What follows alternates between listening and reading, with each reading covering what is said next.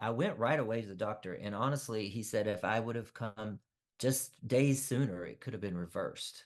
I came Really? so quickly because the guy said I had it. So I went, but I couldn't get the appointment fast enough. What do you mean get it reversed? So if you go, so when you contract it, if you get to the medication fast enough in time, it can actually reverse the effects of it early on. Okay. Okay. That's interesting. Yeah. I didn't know that. Hmm. Okay. Yeah. Okay. Yeah. Yeah. And so I did get sober for a little while, and I went back to my sober friends that I had before my meth addiction, and I pleaded for their forgiveness, and they were supportive of me, but it wasn't very long until I went right back into it. So, how long have you been sober today? How long has it been? August 4th will be 6 years.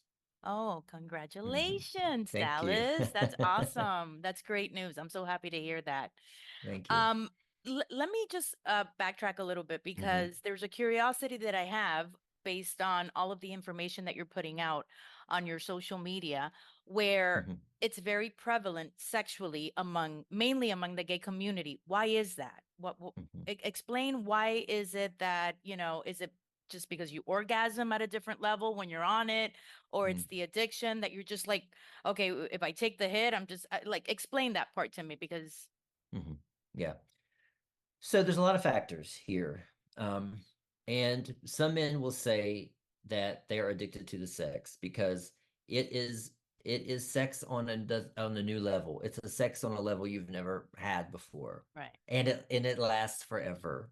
But the thing is that so many gay men have internalized homophobia about having sex with men, period. Right. There's something in their head that says you're not supposed to be doing this. It's that programming, right? Yeah. Yeah. Yeah. Yeah. There's a lot of religious trauma, or their parents told them they kicked them out or whatever. There's a lot of that comes into play, and for once in their life, they get to not think about that because meth takes it all away, Right. and they get to explore in this new way where they become invincible, and they can be with hundreds of men in a week's time, and it just seems so like liberating. The other part of it is the gay community has fought for this right for sexual freedom, and it's almost become this expectation that if you're gay, that you're promiscuous. And a lot of men are falling into that belief and that programming.